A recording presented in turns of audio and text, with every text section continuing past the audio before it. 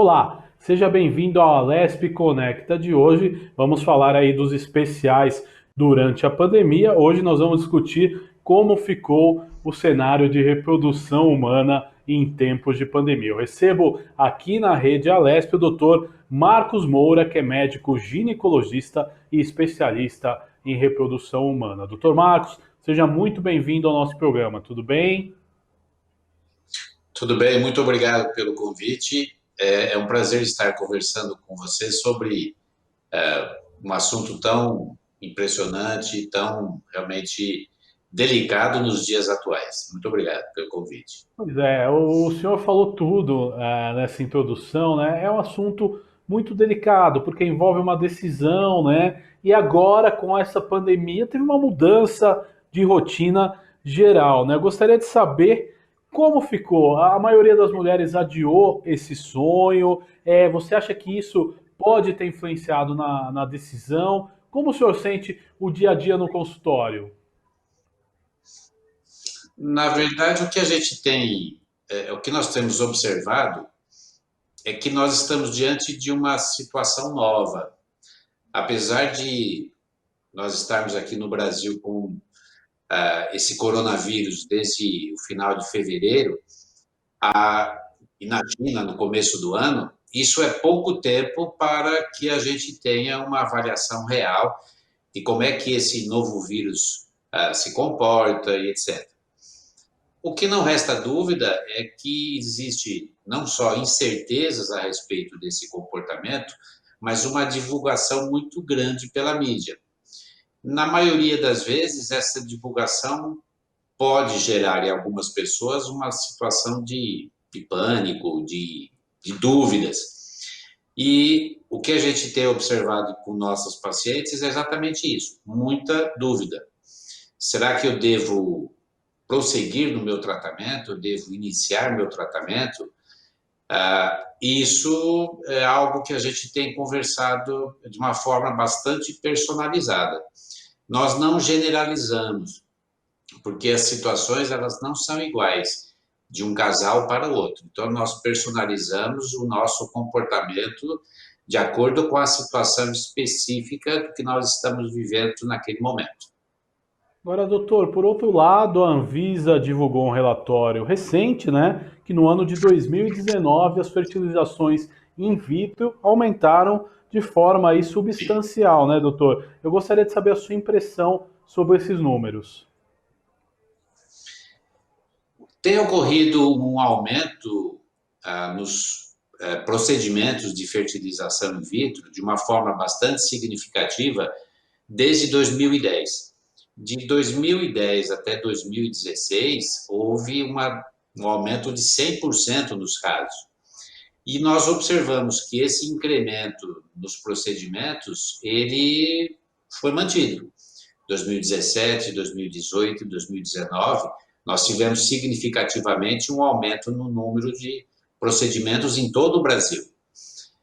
Em 2020, eu acredito que a situação não vai continuar, porque realmente nós estamos diante de uma situação nova e eu creio que essa tendência em aumentar, ela não vai se concretizar em 2020. Mas isso é uma verdade, a procura tem sim aumentado nos últimos anos, exceto por essa questão pontual que nós estamos passando agora.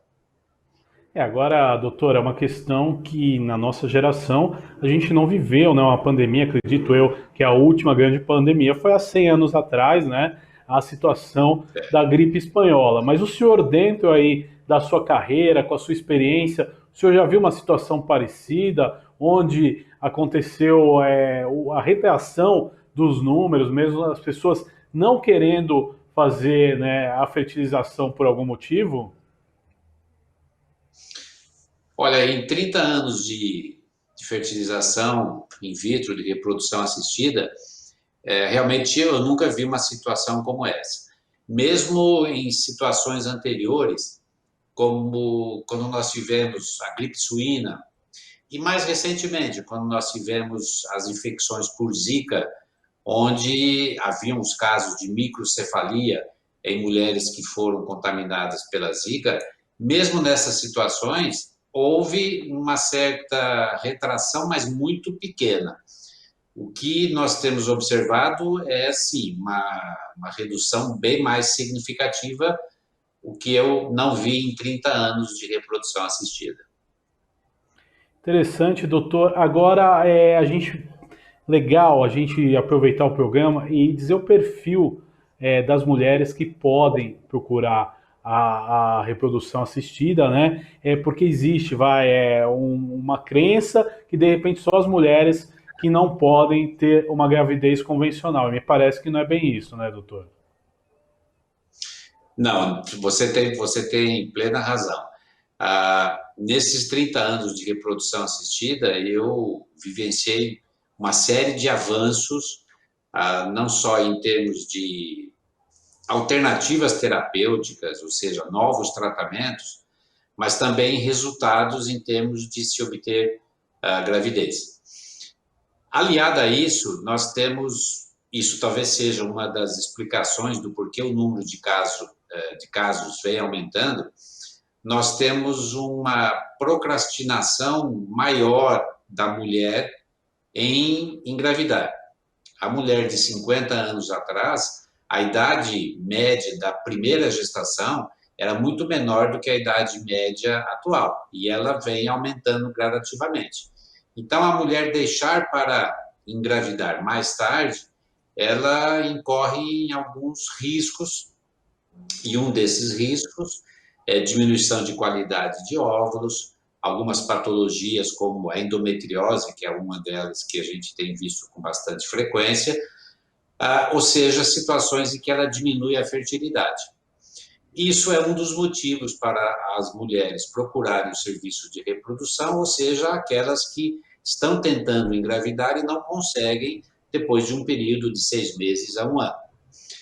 Mais recentemente, nós passamos a ter uma alternativa significativa do ponto de vista de planejamento, que é a preservação folicular, que é o congelamento dos óvulos. Diferente do homem, eu gosto de fazer comparações, eu digo que o homem tem uma fábrica de espermatozoides. Ele está sempre fabricando espermatozoides e eles são sempre novos. Enquanto que a mulher tem um estoque de óvulos. Ela nasce com os seus óvulos prontos e ela não produz mais óvulos. Portanto, esses óvulos vão tendo a idade da mulher. E isso faz com que haja também uma diminuição na qualidade desses óvulos e, consequentemente, as possibilidades de gestação. Recentemente que eu digo 5 anos. 5 anos para a ciência realmente é muito pouco tempo. Recentemente nós tivemos um grande avanço na técnica de congelamento desses óvulos. Então, hoje, uma grande procura também no serviço de reprodução é para a preservação folicular, ou seja, a mulher que tem 30, 32 anos de idade, não tem um relacionamento fixo, ela quer engravidar mais tarde, aos 40 anos, que seja, ela hoje tem a oportunidade de congelar os óvulos, que vão continuar com a idade em que eles estão no momento. Então, essa também tem sido uma grande procura do serviço de reprodução. Olha, doutor, é importante a gente trabalhar com uma estatística, né? Eu tenho aqui números que no ano de 2009, por exemplo, foram congelados cerca de 99 mil óvulos. Existe uma estatística de quanto você acaba transformando isso em gravidez, em gravidez de sucesso, diria eu? Todas as vezes que a gente faz um procedimento de congelamento, só para a gente entender como é que ele é feito, né? Quando a gente fala em congelar, congelar significa formar gelo. O óvulo é uma estrutura muito rica em água. E ao congelar, se você tiver a formação de cristais de gelo, eles vão se expandir e vai estourar o óvulo, ou seja, aquela célula não vai sobreviver. As técnicas mais recentes, elas conseguiram um método em que a desidratação, vamos assim chamar, do óvulo, ela é eficiente. Então, é como se você transformasse uma uva numa passa, e aí você congela a passa. futuramente você transforma a passa em ovo, que seria o descongelamento. O índice de sobrevivência dos óvulos ao descongelamento tem sido superior a 90%, o que é realmente vamos dizer, uma qualidade muito boa, não só do óvulo, como também das técnicas de descongelamento.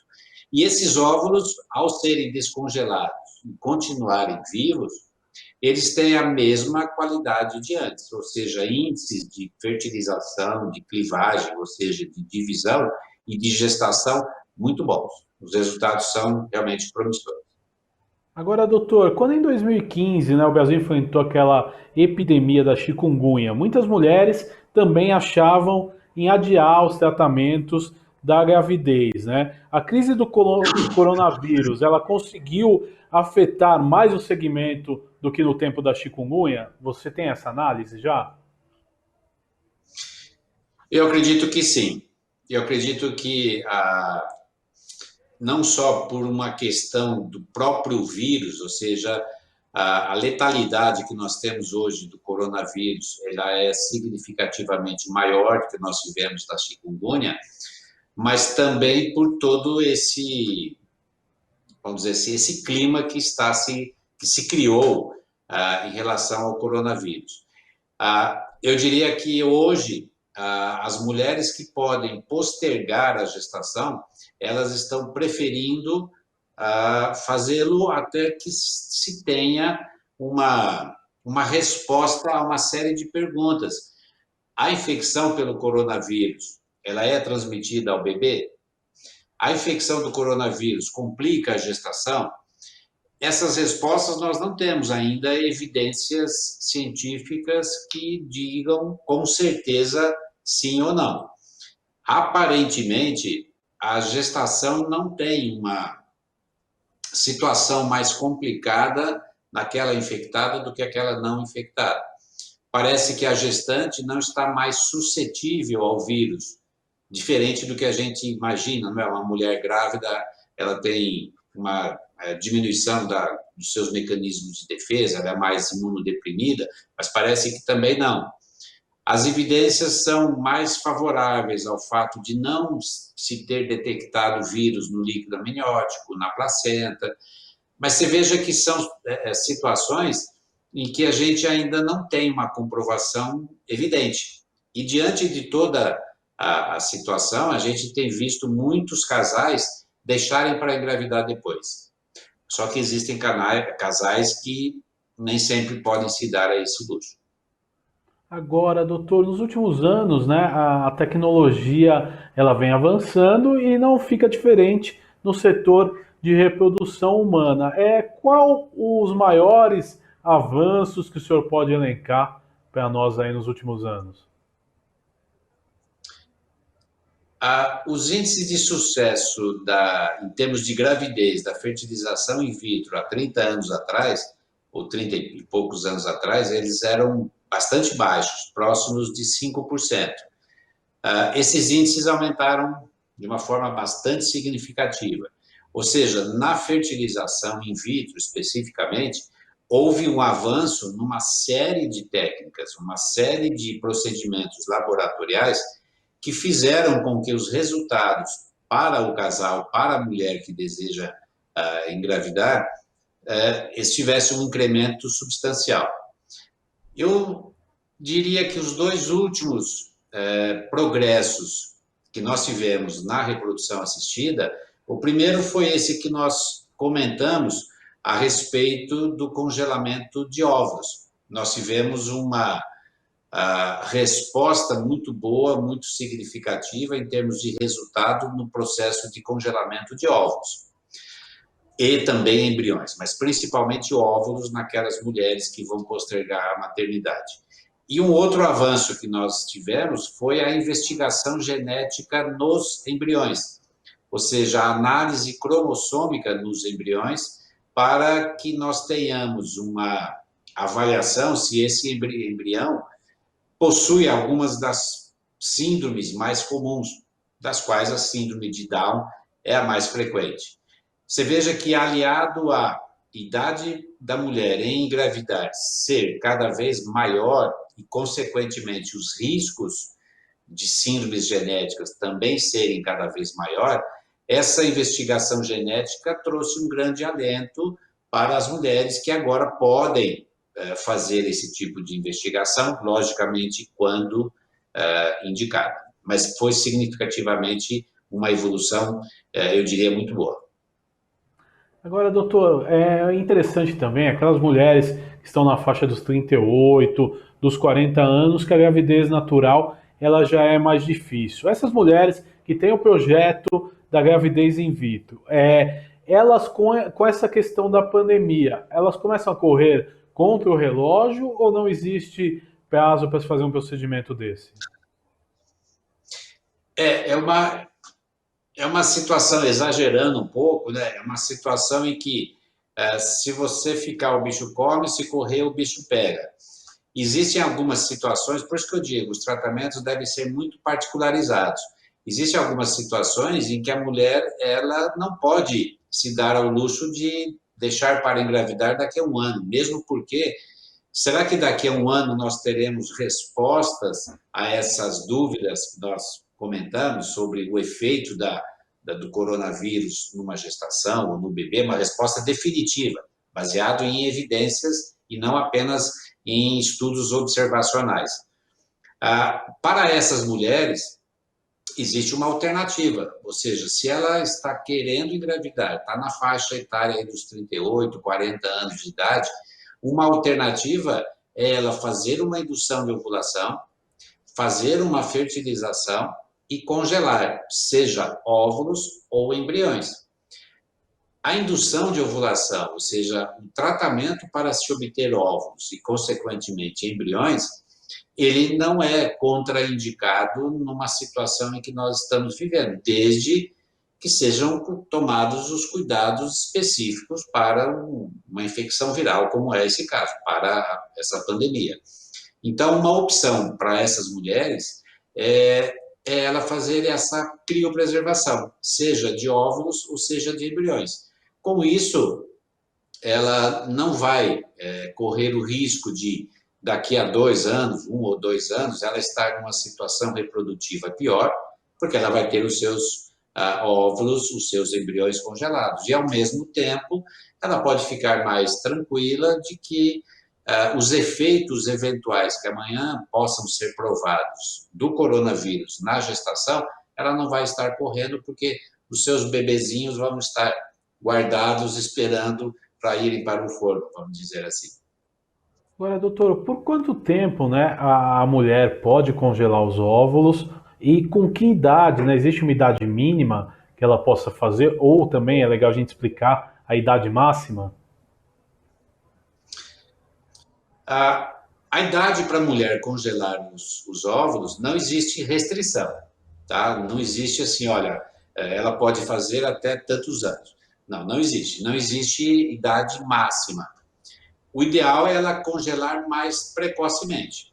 Dificilmente uma menina de 20 anos deseja congelar óvulos, mas a idade ideal para se congelar óvulos, o ideal, o top, é até os 30 anos de idade, que são que é a idade que os óvulos têm a sua melhor qualidade. Essa qualidade continua ainda boa até os 35 anos. Então, a gente pode estender até os 35 anos, como sendo uma idade legal para a mulher que está tentando engravidar no futuro, congelar seus óvulos. Mas ela pode congelar em qualquer momento, aos 36, 37, assim por diante. Lembrando que quando se faz o congelamento dos óvulos, esses óvulos são avaliados. Então, se faz congelamento de óvulos que sejam de boa qualidade, que sejam maduros, que preencham certos requisitos para atestar a boa sobrevivência ao congelamento e descongelamento, independente da faixa etária, ou seja, ela pode congelar em qualquer momento. Esses óvulos, eles podem ficar congelados indefinidamente. A qualidade desses óvulos será a mesma daqui a um ano, daqui a 5, daqui a 10 anos. Só para você ter uma ideia em termos de tempo, que eu saiba, a idade mais velha de um embrião, nós estamos falando de embrião, mas só para nós termos uma certa correlação, a idade mais velha de um embrião que foi descongelado, transferido e que gerou uma gestação e nascimento de um bebê saudável, foi um descongelamento na Inglaterra de um embrião de 25 anos. Então, não há idade limite a priori. Entendi, interessante, doutor. Agora, um outro fator que é curioso, né? Dentro das clínicas de reprodução, acontece, né, o que é chamado de embriões órfãos, né? Que os responsáveis por aquele procedimento simplesmente largam no meio do caminho, né, o interesse de fazer e o armazenamento desse material é extremamente caro. Eu gostaria que o senhor contasse um pouco sobre isso.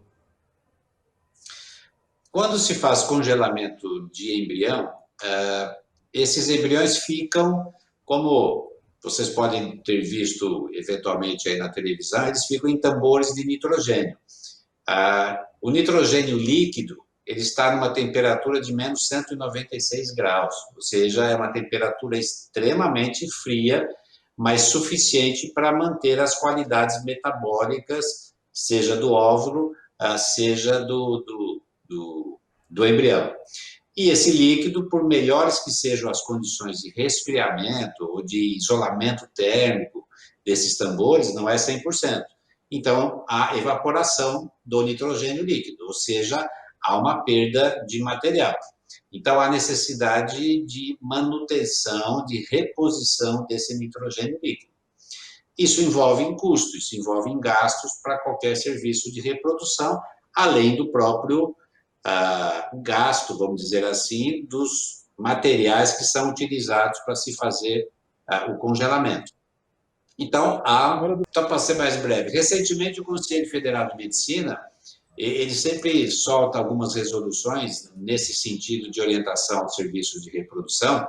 Ele diz claramente que, após 3 anos em que a clínica, o serviço de reprodução, tentar entrar em contato com os pais biológicos do embrião, sem sucesso, porque mudaram, porque foram para outros países, etc., o serviço de reprodução está autorizado a descartar esses embriões, após 3 anos de tentativa de contato sem sucesso.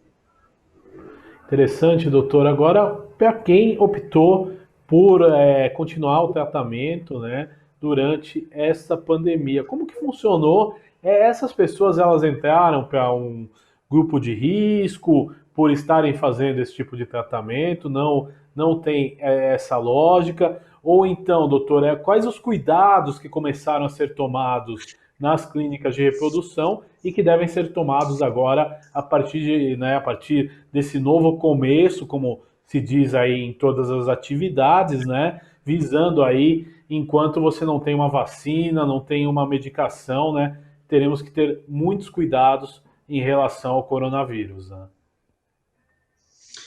O que houve com os serviços de reprodução, inicialmente foi eu diria um lockdown, ou seja, parou todos os novos tratamentos em observância ao que poderia estar acontecendo.